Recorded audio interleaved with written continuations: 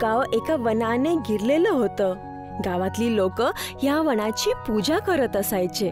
या गावामध्ये पूर्णपणे बांबूचं त्यांचं घर आणि प्रत्येक गोष्ट बांबूची यूज करायचे. याच गावामध्ये सोमनाथ नावाचा एक सुतार चांगला राहत होता. एक अजून चांगला दिवस. वनदेवाच्या कृपेने हे गाव असंच राहावं. तेवढ्यात तिथे उदयपूर गावाचे प्रधान येतात. कसा आहे सोमनाथ? सगळं ठीक तर आहे? बस वनदेवाची कृपा आहे. तुम्ही सांगा आज कसं काय येणं झालं? ते माझ्या घराचा दरवाजा ठीक करायचा होता. तुला जर वेळ भेटला ये आणि ठीक करून जा. ठीक आहे प्रधानजी.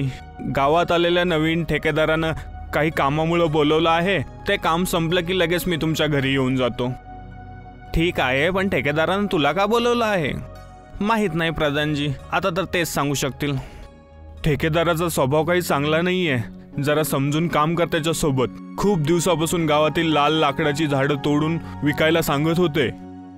मी साफ नाही बोललो त्यांना, पण ते हा विषयाबद्दल मागेच असतात सारखे. ठीक आहे प्रधानजी, काही वेगळं काम वाटलं तर मी तुम्हाला सांगेल. सोमनाथने प्रधानचं बोलणं लक्षात ठेवलं आणि नंतर तिथून ठेकेदारच्या घरी गेला. ए सोमनाथ, खूप उशीर केलास तू यायला. मी प्रधानजी सोबत बोलत होतो तर यायला थोडा वेळ लागला. आता तुम्ही सांगा का बोलवलं तुम्ही मला? ऐकलं आहे या गावातील सगळ्यात चांगला सुतार आहेस तू सोमनाथ. हो ठेकेदार साहेब, मी बांबूपासून घर पण बनवू शकतो. तुम्ही सांगा तुम्हाला काय बनवायचं आहे तर. अच्छा, फक्त बांबूपासूनच बनवतोस? बाकी जंगलातील लाल लाकडांचं काय? अरे हे काय बोलत आहे ठेकेदार साहेब, तुम्ही नवीन आहात त्यामुळे ह्या वेळेस जाऊ देतो तुम्हाला. पण एक लक्षात ठेवा, जंगलातील लाल लाकडांची पूजा केली जाते, तर असं कुठलं काम नाही करणार मी. अच्छा भाऊ, ठीक आहे. जर माझ्यासोबत जर काम केलंस तर पैशामध्ये खेळशील. ह्या लाल लाकडांची खूप किंमत आहे शहरामध्ये. भेटत असतील शहरात पैसे, पण हे उदयपूर गाव आहे. आत्ता तुम्ही जे बोललात ते पंचायतमध्ये सांगितलं जाईल. तुमच्यासारख्या बेईमान लोकांची या गावामध्ये कुठेही जागा नाहीये. मोठ्या मोठ्या गोष्टी तर नको करू. तुम्ही गावातील लोक माझं काही नाही करू शकत. जा आणि कर पंचायतमध्ये शिकायत. सोमनाथ ठेकेदाराच्या छलभरी बोलणं ऐकून घरी निघून जातो. मीना सोमनाथच्या चेहऱ्यावरती नाराजगी बघून म्हणते, अहो ऐकलं का? काय झालं? काही दुकानामध्ये झालंय का आज? काही नाही मीना, हे नवीन जो ठेकेदार आलाय जंगल कापायच्या मागेच पडला आहे. तर तुम्ही पंचायतमध्ये त्यांची शिकायत का नाही करत? बस आता ही गोष्ट पंचायतमध्ये जाणारच आहे. उद्या गावातील पंचायत आहे ज्यामध्ये ठेकेदाराला काढायचा प्रस्ताव ठेवणार आहे मी. एकदम चांगला प्रस्ताव आहे. असे बेईमान आणि पैशांना भिकेले असलेले लोकांना या गावामध्ये काहीच जागा नाहीये. गावातली काही लोक पंचायतमध्ये आले होते. प्रधान, सोमनाथ, मीना आणि पंचायतचा विषय ठेकेदार तिथे संतोष आणि रेखा सोबत उभा होता. अशी काय गोष्ट झाली जे सकाळी इथं बोलवलंय? तुम्ही सगळ्या लोकांना तर काही काम धंदा नाहीये. बसून करा पंचायत. फक्त मला परेशान नका करू. पंचायत तुझ्याचसाठी आहे, नाहीतर तुला आम्ही इथं बोलवलंच नसतं. समजलं ठेकेदार? असं काय केलं मी? सगळं माहीत आहे. तू आमच्या पूज्य जंगलातून लाल लाकडं कापू इच्छित आहेस आणि एवढंच नाही, पैसे देऊन मला विकत घ्यायचा पण प्रयत्न केला आहेस तू. आणि तुम्ही भविष्यात कोणत्या लेवलला जाल पैशांसाठी आम्ही विचारही करू शकत नाहीये. तुमचं या गावामधून निघून जाणंच चांगलं आहे. गावाचं मत तुझ्या विरोधात आहे ठेकेदार. आता तू ह्या गावातून चालल्या जा. तुझ्यासाठी हेच चांगलं असेल. आले मोठे. सगळ्या लोकांचं मत नाही तुझ्याकडे प्रधान. संतोष आणि रेखाच्या परिवाराला या फायद्याबद्दल माहीत आहे. ते दोघं तुमच्यासारखे मूर्ख नाही आहेत. काय? तुम्ही हे दोघं कसं काय करू शकतात? पैशाची एवढी लालच? आपण ज्या जंगलाला पूजतो त्या जंगलाला पण कापायला चाललात तुम्ही. अहो ऐका, बोलू नका. तुम्ही फक्त बोलू शकता. तर तुम्हाला लाल लाकडांसोबतच काय प्रॉब्लेम आहे सांगा? हे सगळं नाटक आहे तुमच्या लोकांचं. आम्हाला तर ठेकेदाराच्या गोष्टी व्यवस्थित वाटल्या आणि आम्ही तेच करणार. तुमच्या दोघांच्या मतानं काही नाही होणार. तुम्हाला पण ठेकेदारासोबत ह्या गावाला आता सोडावं लागेल. हे काय बोलत आहात तुम्ही? बुद्धिकटा सोडून आलात का प्रधानजी? हे काय बोलत आहात तुम्ही? हे गाव जंगलाला पूजनीय समजतं. लाल लाकडांना कापण्याबद्दल तो विचार पण नाही करत. ह्या गावात तुमच्या दोघांसाठी कुठेही जागा नाहीये, कारण तुम्ही स्वतःच्या आस्थेला धोका दिला आहे. शे, हे ठीक नाही केलं सोमनाथ आणि प्रधान. या जंगलासाठी तुम्ही गावातील लोक स्वतः येताल माझ्याकडे. बघूयात हा सोमनाथ या राहिलेल्या काही बांबूंच्या झाडापासून किती वस्तू बनवतो तर.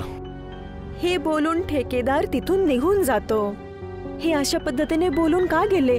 जसं काही आपल्याला लाकडांची खूप गरज लागणार आहे. मला तर खूप भीती वाटते हो. माहित नाही आता हे काय करतील. एवढं सुखी गाव आणि आता ह्या लोकांमुळे एवढी अशांतता होईल. बरोबर बोलत आहात. काहीच दिवस झाले आहेत त्या ठेकेदाराला गावात येऊन. बघूयात, जेव्हा वनदेवता आपल्या सोबत आहे तर भीतीचं काय कारण? बरोबर बोलत आहे सोमनाथ. वनदेवता काही ना काही मार्ग जरूर काढेल. चला आता मी येतो. मला बांबू पण कापायचे आहेत तुमच्या दरवाजासाठी. आता काही वेळातच सायंकाळ होईल. उद्या चालल्या जा. अगदी बरोबर बोलतायत प्रधानजी. तुम्हाला उशीर होऊन जाईल. तुम्ही उद्या जावा ना. नाही, फक्त कापायचे तर आहेत. लवकर येऊन जाईल मी. सोमनाथ तिथून जंगलाकडे निघून गेला आणि ठेकेदाराच्या घरी संतोष आणि रेखा बसून बोलणं करू लागले. आता काय करावं लागेल ठेकेदार? अशानं तर लाल लाकडं पण हातात नाही येणार आणि आपण आता गावातले लोक पण नाही राहिलो आहोत. ह्या मूर्ख गाववाल्यांना कोण सांगणार? माहित नाही काय पूजनीय आहे त्या जंगलामध्ये. या लोकांना मजबूर करावं लागेल की हे बांबूच्या जागेवर लाल लाकडांचा उपयोग करावा लागेल. पण ते कसं होईल? ते असं की गावात आग लावून टाकूयात आपण. जेव्हा सगळ्यांचे घरं जळतील आणि राहायला जागा नसेल ना, तर तेव्हा स्वतःलाच अक्कल या मूर्खांना. चांगली आयडिया आहे. तर वाट कापायची. आजच जाळून टाकूयात गावाला. ज्यावेळी हे षडयंत्र रचलं जात होतं त्याच वेळेच्या बरोबर ठिकाणी सोमनाथ बास काटायला निघून जातो आणि बघतो की तिथे एक माणूस बास जवळ बसलेला आहे. अरे दादा, काय झालं? असं या जंगलाच्या मधोमध का बसले आहात तुम्ही? इथं बसण्यासाठी थोडी बसलो आहे. अपाईच आहे. ज्यांच्यासोबत आलो होतो ते मला इथं असंच सोडून गेले आहेत. ही तर खूपच वाईट गोष्ट आहे. तुम्ही सांगा, मी तुमची काय मदत करू शकतो? तुम्ही जर बोलाल तर मी तुम्हाला तुमच्या घरी घेऊन जाऊ. नाही भाऊ, नाही. त्या लोकांनी पण मला याच अवस्थेत सोडलं आहे. आता मी कोणावरती ओझं नाही बनणार. तू माझी फक्त एक मदत कर की मला माझे पाय दे. हे तर अशक्य आहे. मी हे कसं काय करू शकेल? तेव्हा तर मला असं जंगलात राहू दे मग. नाही नाही, थांबा, मी काहीतरी करतो. बघता बघता सोमनाथ बासोनी एक व्हीलचेअर बनवतो. हे घ्या. आता तुम्ही याच्यावरून कुठं पण येऊ जाऊ शकता आणि तुम्ही कोणावर ओझं पण नाही होणार. आता तर तुम्ही माझ्यासोबत माझ्या घरी याल ना? अतिउत्तम. तुझ्या कलेला तर तोडच नाहीये. तेवढ्यात ती व्यक्ती वनदेवाच्या रूपामध्ये सोमनाथला दर्शन देते. सोमनाथ, मी तुझ्या कलेवरती खूपच जास्त प्रसन्न झालो आहे आणि तुझ्या बुद्धीवरती पण. ह्या गावावरती खूप मोठं संकट आलं आहे. मी तुला जे वरदान देईल त्याचा चांगला उपयोग करून गावाची मदत कर. माझा आशीर्वाद तुझ्या सोबत असेल. कसलं संकट? मीरा आणि गावातील लोक ठीक तर असतील ना? काळजी नको करू. कोणाच्याही जीवाचं संकट नाहीये. मी तुला अनगिनत शस्त्रासारखं मजबूत बांबू देतो जे तुझी आज्ञा मानतील. जेव्हा जेव्हा वाटेल हे बांबू प्रकट होतील. याचा उपयोग कुठं आणि कसा करायचा आहे हे मी तुझ्यावरती सोडून देतो. धन्यवाद प्रभू, धन्यवाद. हे बोलून वनदेव अंतर्ध्यान झाले आणि सोमनाथ गावाकडे पळत पळत जाऊ लागला.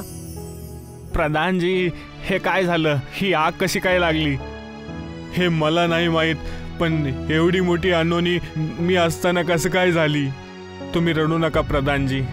तुम्ही धीर ठेवणं खूप गरजेचं आहे. ठेकेदार कुठं आहे? त्या लोकांबद्दल काही माहीत नाही. मला तर वाटत आहे हे त्यांनीच केलं आहे. पण का? लाल लाकडं कापण्याची आयडिया देण्यासाठी. पण ह्या अवस्थेमध्ये आपल्याकडे एवढे बांबू नाही आहेत की आपण परत सगळ्यांचे घर बनवू शकतो. तर आपण दुसरं काय करू शकतो?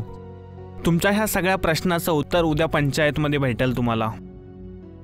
दुसऱ्या दिवशी पंचायतमध्ये ठेकेदार त्याच्या दोन्ही साथीदारांसोबत तिथे येतो आणि गावकऱ्यांच्या समोर तो त्याचा प्रस्ताव मांडतो. ह्या गावातील प्रत्येक घर जळलं आहे. एवढं घर बांबूपासून बनवणं तर शक्य नाहीये, कारण ह्या गावामध्ये एवढे बांबू वाचलेत नाहीयेत. जर तुमच्या सगळ्यांना जर वाटत असेल तर मी तुमचं घर बिना पैशाचं बनवून देईल लाल लाकडांपासून. स्वतः आग लावतोस आणि नंतर हे नाटक करतोस. लाल लाकडं आम्ही नाही कापणार, तू पाहिजे तेवढे प्रयत्न कर. पण सोमनाथ, यावरती अजून काय उपाय आहे आपल्याकडे? हा भाऊ मशहूर सुतार सोमनाथ, सांगत का नाहीयेस? कसं सोडवणार हा प्रश्न? असं वाटतंय घर जळण्यासोबतच त्यांची बुद्धीही जळलेली आहे. तुम्ही काळजी करू नका प्रधानजी, आपल्याकडे वनदेवत्याचा आशीर्वाद आहे. कसला आशीर्वाद? सोमनाथ वनामध्ये घडलेली सगळी घटना प्रधान आणि गावकऱ्यांना सांगतो. काय खरंच? ही तर खूपच चांगली बातमी आहे. याच्या बोलण्यात नका येऊ. हा याच्या व्यवसायासाठी तुमच्यासोबत असं बोलत आहे. याचा बांबूपासून घर बनवण्याचा व्यवसाय जो वाढेल, मी तर फक्त एक घर बनवेल. हे काय बोलत आहेस तू? तुम्ही फक्त बघत जा. बंद कर लोकांना पागल बनवणं. तुमच्यापैकी ज्यांना पण वाटत असेल बिना पैशाचं घर पाहिजे ते माझ्याकडे येऊन उद्यापर्यंत सांगा. हे बोलून ठेकेदार आणि संतोष रेखासोबत तिथून निघून जातात. ती लोक सोमनाथकडे संशयाच्या नजरेने पाहतात. मी काम सुरू करत आहे. तुम्ही जर माझ्यावर भरोसा ठेवत असाल तर माझ्यासोबत या. हे सगळे लोक आत्ता पण चिंतेत आहेत, खूप घाबरलेले आहेत. मी तुमच्यासोबत आहे सोमनाथ, तू सुरू कर. सोमनाथ तिथंच पंचायतीच्या जवळ त्याच्या बासांनी एक मोठी इमारत उभी करायला सुरुवात करतो. लोक आपोआप उडणाऱ्या बासुकाला बघून एकदम चकित होतात. वन देवताचा विजय असो, सोमनाथचा विजय असो. सगळी लोक हे नारा लावू लागतात. दुसऱ्या दिवशी ठेकेदार रागामध्ये काहीतरी विचार करतो. काय झालं ठेकेदार? एवढा राग कशाला करताय तुम्ही? कोणी आलं का नाही? आज सकाळपर्यंतचा टाइम दिला होता त्यांना. चला जाऊन बघूयात शेवटी काय गोष्ट आहे तर.